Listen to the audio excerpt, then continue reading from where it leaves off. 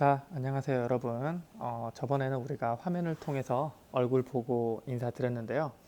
오늘은 이제 Explain Edu라는 어플을 이용해서 필기와 제 목소리를 들으면서 수업을 듣는 방식으로 한번 진행을 해보도록 하겠습니다. 오늘부터 드렸던 것처럼 이제 진도를 본격적으로 나갈 거예요. 여러분 교과서 역학적 시스템 부분부터 나가도록 할 텐데요. 교과서는 참고용으로 이제 그림이나 이런 걸 보는 용도로 주로 사용을 할 거고요. 여러분들은 선생님 수업을 잘 들으시면서 선생님이 판서해 주는 부분들, 그 부분들이 사실 제가 중요하게 생각하는 부분들이잖아요. 그래서 판서하는 부분들을 열심히 여러분들도 필기를 하셔서 공부하실 수 있으면 좋겠습니다. 자, 그래서 오늘 배울 내용이 아까도 말씀드렸던 것처럼 역학적 시스템이에요.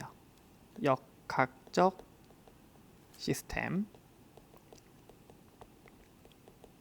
자, 그런데 이 역학적 시스템이라는 말 자체를 이제 우리가 좀 이해를 해봐야 되는데, 여러분 역학적에서 역학이라는 말의 역자가 무슨 역자인지는 어느 정도 감이 오시죠? 네, 맞습니다.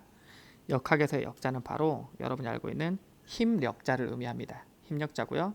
그리고 학은 여러분 아시는 배울학자죠. 선생님 한자 실력이 좀 별로죠. 네. 자, 역학이라는 건 뭐냐면 말 그대로 힘에 대한 학문이에요. 이걸 조금 더 이제 예쁘게 얘기해 보면 이렇게 정의를 하거든요. 힘과 운동에 관한 학문이다라고 얘기를 해요. 힘과 운동에 관한 학문이라고 얘기합니다.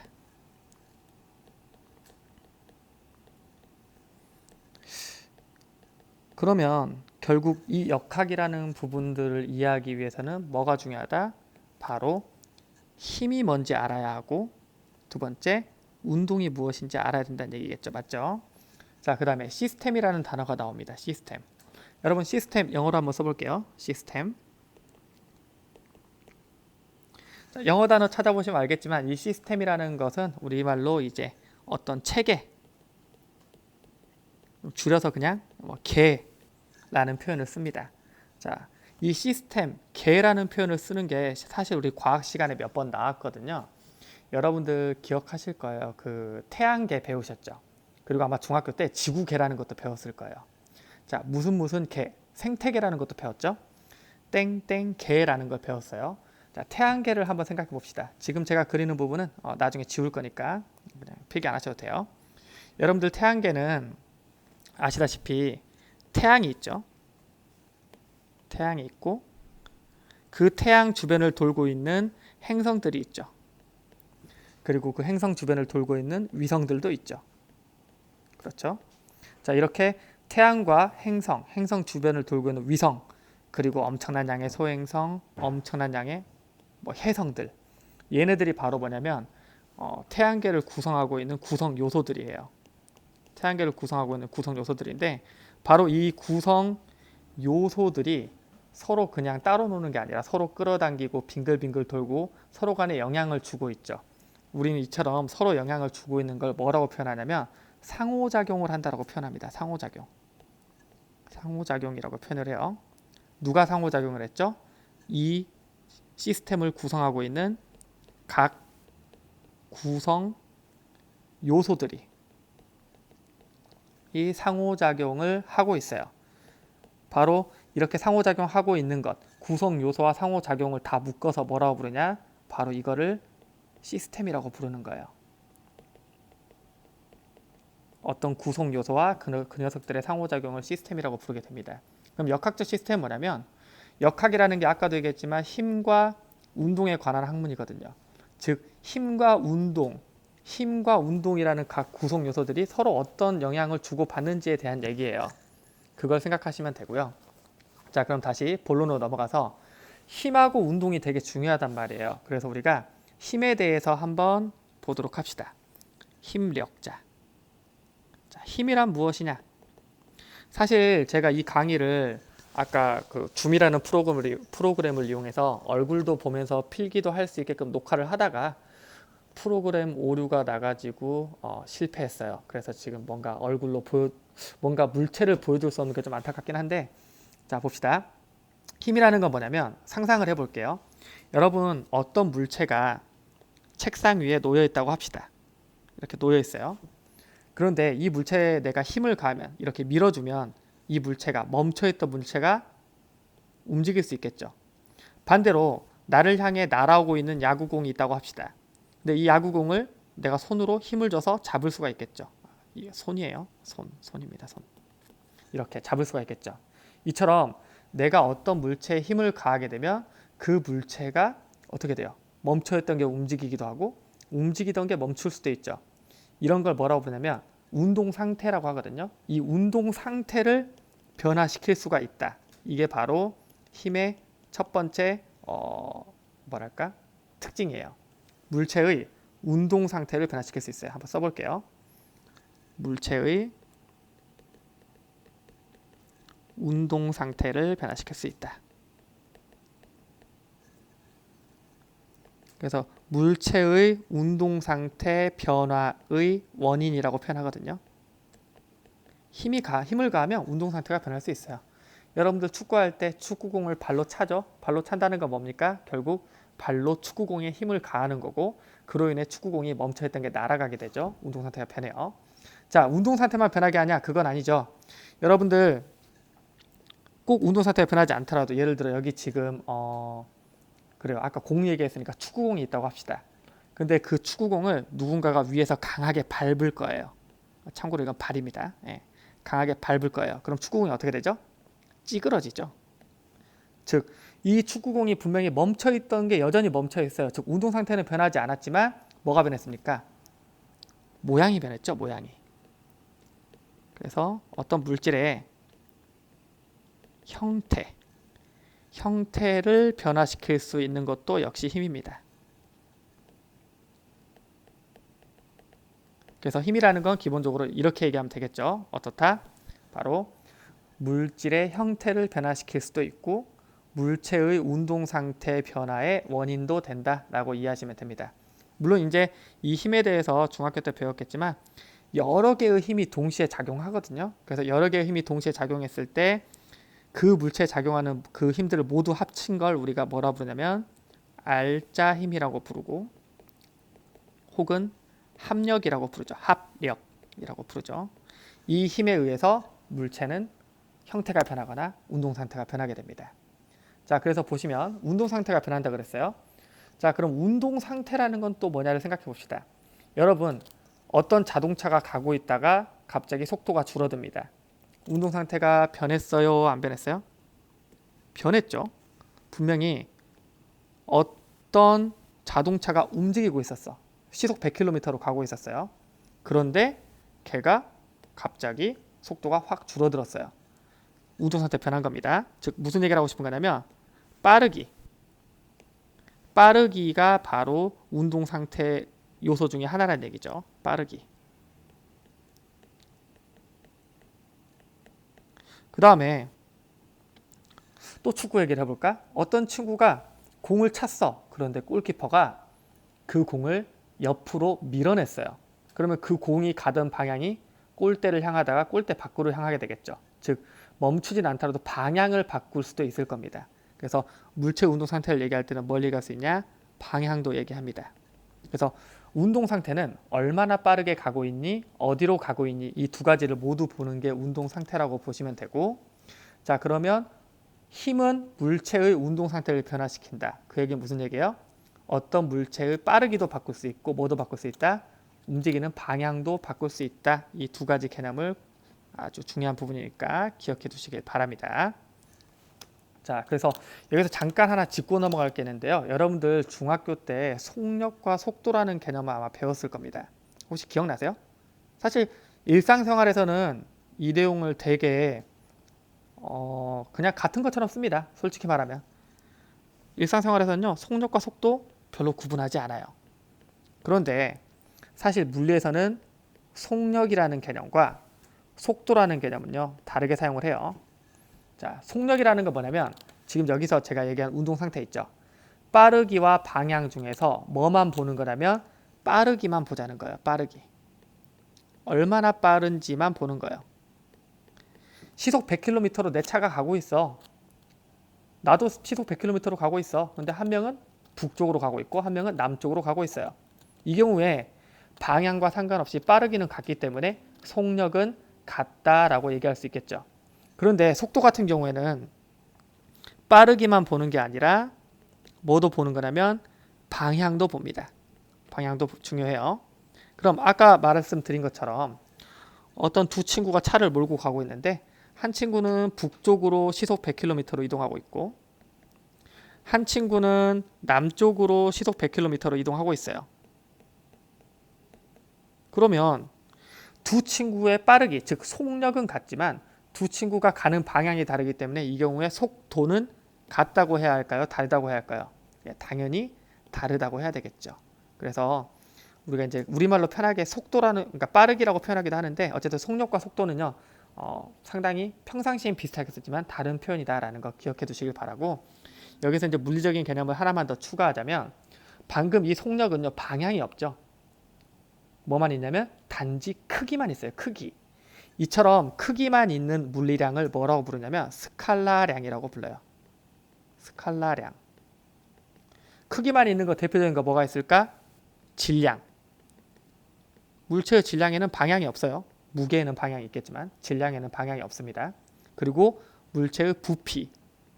이런 것들은 방향성이 없는 단지 크기만 있는 것들이거든요. 온도도 마찬가지고 이런 걸 스칼라량이라고 하고요. 자, 그리고 속도처럼 빠르기와 방향이 동시에 존재하는 거, 이런 걸 뭐라고 부르냐면 벡터량이라고 부릅니다. 벡터량. 어떤 것들이 있을까? 중학교 때 배웠던 거 있죠? 힘. 힘이 얼마나 센지, 어느 방향으로 밀고 있는지 두 가지 요소를 다 가지고 있죠. 그 다음에 잘 기억이 안 날 수도 있는데 가속도. 가속도는 속도의 변화를 얘기하는 겁니다. 얼마나 급격하게 속도가 변하고 있니? 크기가 있죠. 그리고 어느 방향으로 속도가 변하고 있니? 방향이 있죠. 이런 두 가지 요소를 가지고 있는 걸 벡터량이라고 합니다. 이런 부분들 기본적으로 이해해 두시고요. 자, 그러면 이 힘이라는 거는 이제 기본적으로 배웠어요. 물론 중학교 때 배운 내용이 더 있겠지만 일단 배웠습니다. 그럼 이제 이 힘이 어떤 물체에 영향을 주었을 때 어떤 영향을 주는지, 그러니까 힘에 의해서 물체의 운동 상태가 어떻게 변하는지를 지금부터 얘기할 건데요. 힘에 의해 물체의 운동 상태가 어떻게 변하는가라는 거를 정말 기가 막히게 정리한 사람이 있죠. 여러분이 바로 아주 잘 알고 있는 그 사람이 있죠. 그 사람에 대해서 잠깐 얘기해 보도록 하겠습니다. 다음 페이지로 가볼게요. 그분이 누구냐? 그분은 바로 아주 유명한 사람이죠. 뉴턴입니다. 이 뉴턴이라는 사람이 그래서 뉴턴의 운동 법칙을 정리를 해요. 물체가 힘을 받으면 어떻게 운동이 바뀔까라는 걸 얘기를 하게 됩니다. 그래서 뉴턴의 운동 제1법칙, 2법칙, 3법칙이 있는데 3법칙은 조금 나중에 배울 거예요. 나중에 우리 운동량, 충격량 할 때 얘기를 해보도록 하고, 아니면 중력 얘기할 때 얘기해 보도록 하고요. 오늘은 뉴턴의 운동 제1법칙과 시간이 된다면 2법칙까지 보도록 하죠. 뉴턴의 운동 제1법칙부터 봅시다. 외울 수도 있어요. 그런데 외우는 것보다는 좀 이해하시길 바랍니다. 자, 생각을 해봅시다. 어떤 물체에 작용하고 있는 힘이 있겠죠. 힘. 우리는 앞으로 힘을 F라고 쓸 거예요. F. 영어로 힘이 뭐죠? 여기선 파워 아닙니다. 영어로는 힘을 뭐라고 표현하냐면 force라고 표현을 해요. 그래서 F라고 쓰고요. 자, 이 힘이 물체에 작용하는 알짜 힘. 그러니까 이 힘, 저 힘 다 작용해서 합쳐서 0이 됐다. 이 알짜 힘이 0이 됐다라고 했을 때 생각해 봅시다. 아까 제가 힘의 특성에 대해서 얘기했었죠. 힘은 어떻다고요? 힘은 물체의 운동 상태를 변화시키는 원인이 돼요. 그런데 힘이 0이라면 물체의 운동 상태를 변화시키는 원인이 사라진 거죠. 원인이 없으면 당연히 뭐가 없어? 결과가 없겠죠. 즉 운동 상태를 변화시키는 원인이 제거되었기 때문에 당연히 운동 상태가 변할까 안 변할까? 안 변합니다. 운동 상태가 변하지 않아요. 그래서 운동 상태가 변하지 않는다라고 이렇게 정의해요. 운동 상태가 변하지 않는다라고 정의를 합니다.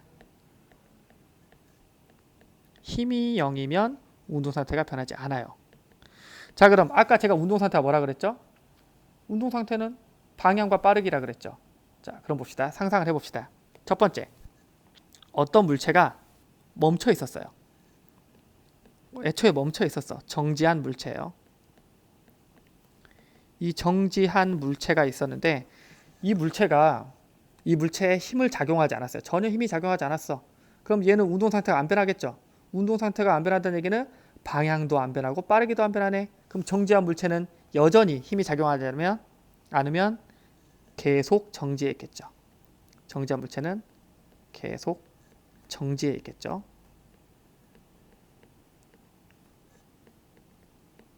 그리고 이번에는 움직이고 있던 물체, 즉 운동하던 물체를 봅시다. 어떤 물체가 움직이고 있어요. 그런데 이 물체에 아무런 힘이 작용하지 않았습니다. 혹은 합력이 0이야, 알짜임이 0이야, 힘이 작용하지 않았어 라고 하면 이 물체는 뭐가 안 바뀌어야 되죠? 운동 상태가 안 바뀌어야 되죠? 운동 상태는 뭐라고요? 방향과 빠르기라 그랬죠.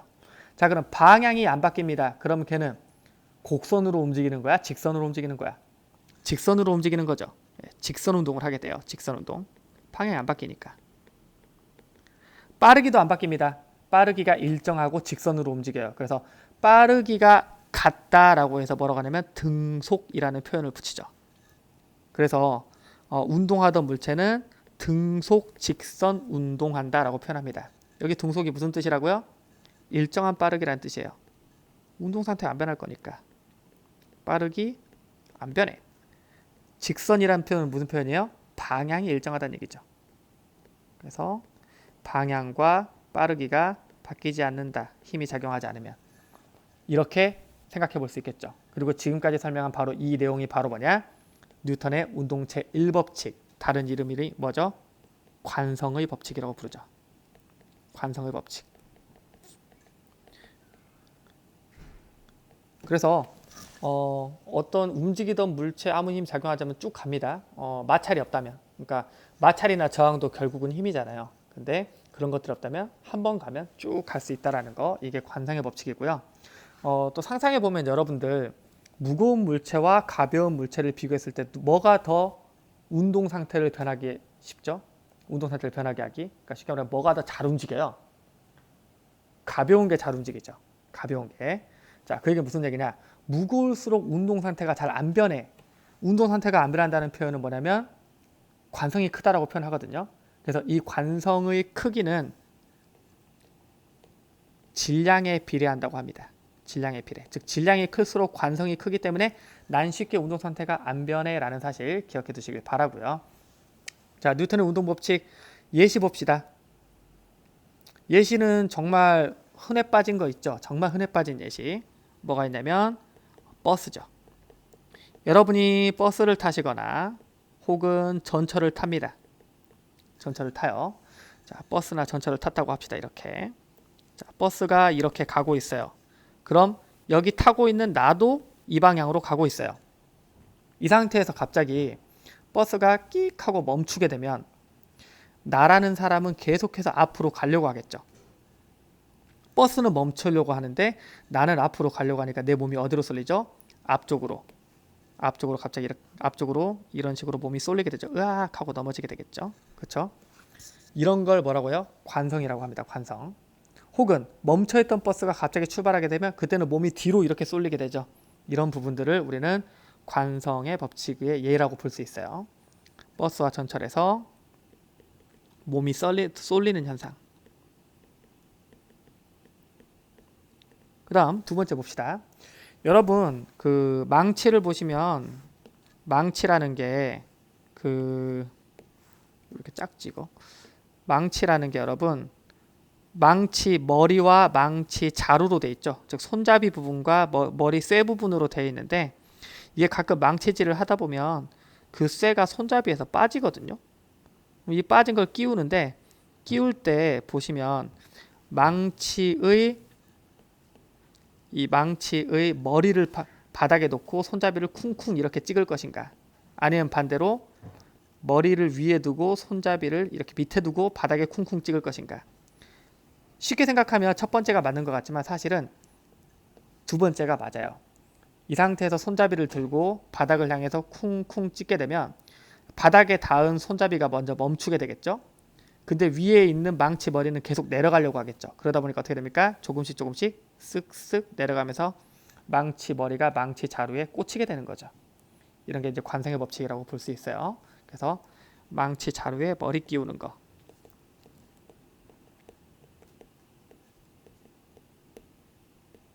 이런 것도 관성의 법칙이고요. 자, 세 번째. 여러분 옷이나 이불에 먼지가 묻어 있을 때 그 옷이나 이불을 이렇게 손으로 치던 뭐 아니면 방망이를 가지고 치던 뭔가를 칠 수 있겠죠. 그래서 이불 같은 걸 때리게 되면요. 자, 여기 이불이 있다고 합시다. 먼지가 타다타다타 붙어 있어요. 근데 이 이불을 팡 때리면 이 이불이 펄럭하고 날아가면 이 여기 먼지들은 그 자리에 그대로 있으려고 하기 때문에 먼지와 이불이 떨어지게 되죠. 이런 식으로 먼지를 털 수 있게 되거든요. 그래서 이처럼 이불에서 먼지를 터는 거, 이것도 관성의 법칙이라고 볼 수 있겠죠. 이불을 때려서 검은색으로 해야지. 이불을 때려서 먼지 터는 거, 이것도 관성의 법칙입니다. 그래서 이런 것들을 관성의 법칙 얘기 보도록 하고요.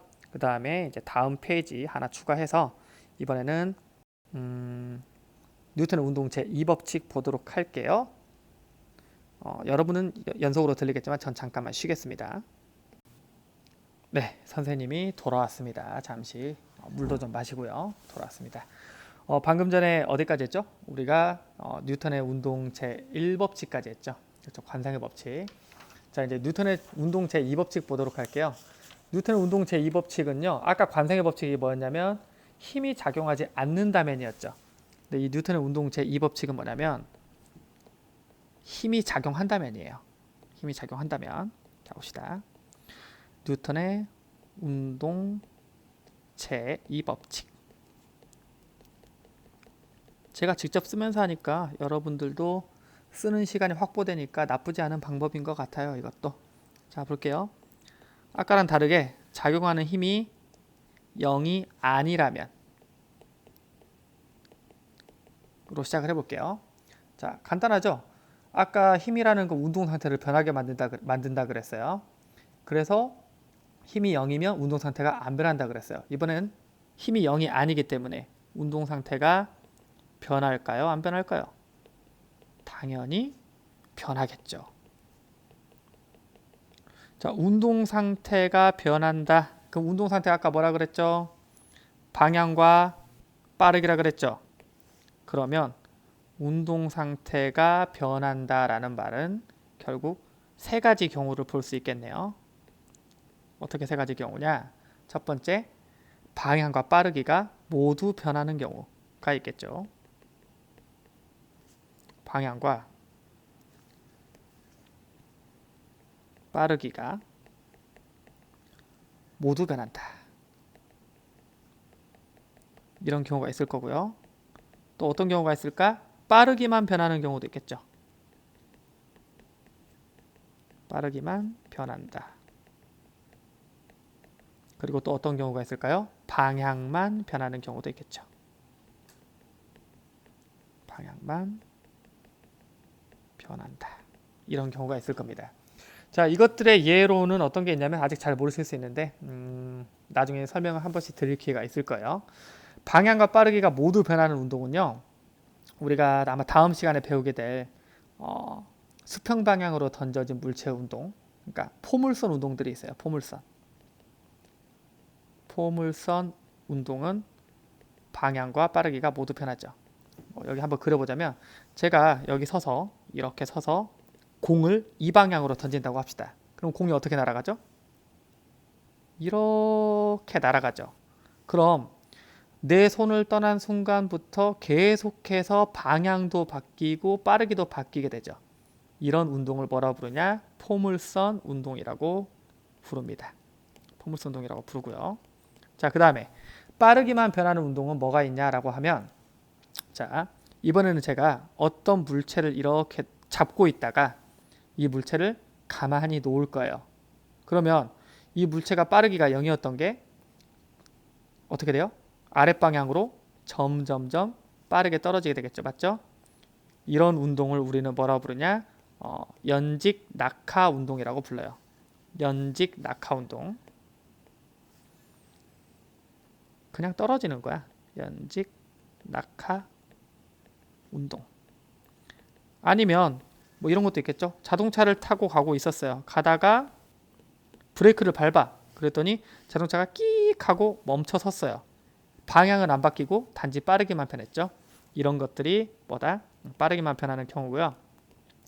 방향만 변하는 경우는 좀 어려울 거예요, 여러분들. 어떤 거 생각하시면 되냐면, 요새 여러분 세대는 거의 안 해봤을 수도 있는데 쥐불놀이라는 게 있어요. 쥐불놀이. 깡통에다가 불에 탄 나무들을 집어넣어요. 그 다음에 이 깡통에 줄을 연결해서 막 빙글빙글 돌리는 거예요. 이렇게 빙글빙글 돌려. 이렇게 빙글빙글 돌리는 방법이 있거든요.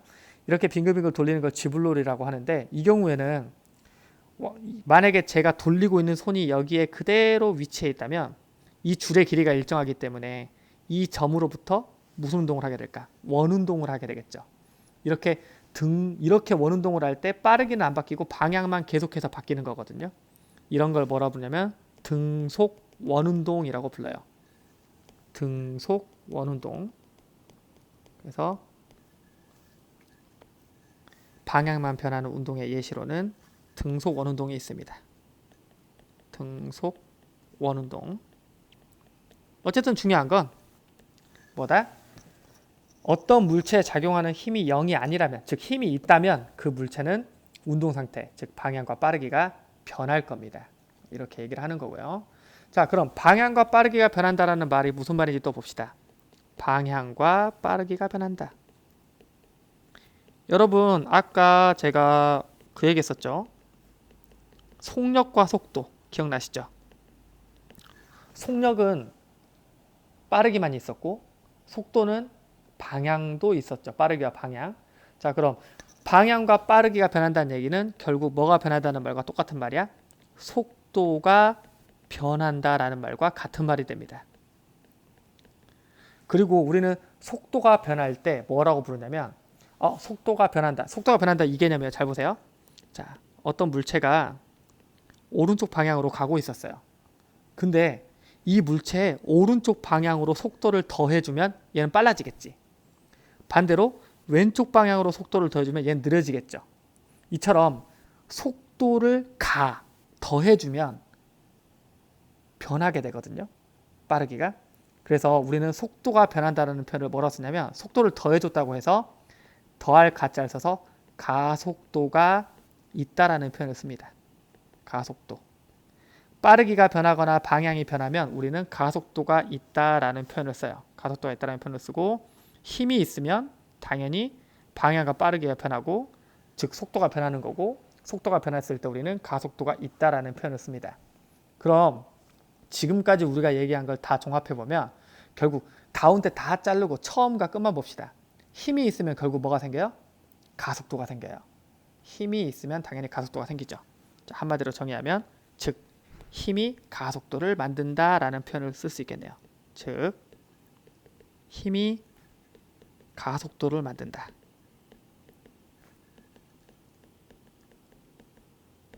그래서 이 뉴턴의 운동 제2법칙의 또 다른 이름이 바로 가속도의 법칙이에요. 가속도의 법칙. 힘이 있으면 가속도가 생겨라는 얘기예요. 가속도는 빠르게도 만들고 느리게도 만들고 방향도 바꿀 수 있는 게 가속도고요. 그리고 상식적으로 생각해보면 잘 봅시다. 여러분, 여기 어떤 야구공이 있다고 칩시다. 야구공. 제가 이 야구공을 던질 거예요. 야구공을 던질 건데 약한 힘으로 던지면 그 야구공이 시속 처음에 제가 가지고 있을 때는 시속 0km겠죠. 그런데 얘를 약한 힘으로 던졌더니 시속 30km로 날아갔다고 합시다. 좀 더 강한 힘으로 던졌더니 얘가 시속 100km로 날아갔다고 합시다. 자, 그게 무슨 얘기야? 얘는 속도가 30만큼 변했어요. 얘는 속도가 0에서 100이니까 100만큼 변했죠. 힘을 많이 가하면 가할수록 속도의 변화가 더 크죠. 속도의 변화가 크다. 다른 말로 하면 가속도가 크다라는 말이죠. 자, 그러면 결국 힘이 세질수록 가속도가 크다. 힘이 클수록 가속도가 크다. 뭐가 하나 커졌더니 얘도 커졌어. 우리는 이 관계를 무슨 관계라고 불러요? 비례 관계라고 부르죠. 비례 관계. 즉 무슨 결론에 도달하냐면 힘과 가속도는 무슨 관계다? 비례 관계다라는 사실을 알 수 있어요. 힘이 세지면 가속도가 세지네. 자, 그래서 이걸 정리를 해볼게요. 또 이제 볼게요. 또 하나는 뭐냐면 이번에는 여러분들이 똑같은 힘으로 던질 거예요. 똑같은 힘으로 던지는데 이번에는 야구공이 있고요. 그 다음에 볼링공이 있습니다. 볼링공이 있어요. 여러분 야구공보다 볼링공이 훨씬 무겁죠. 자, 이 같은 물체를 가지고 제가 똑같은 힘으로 던지면 누가 더 빨리 날아가나요?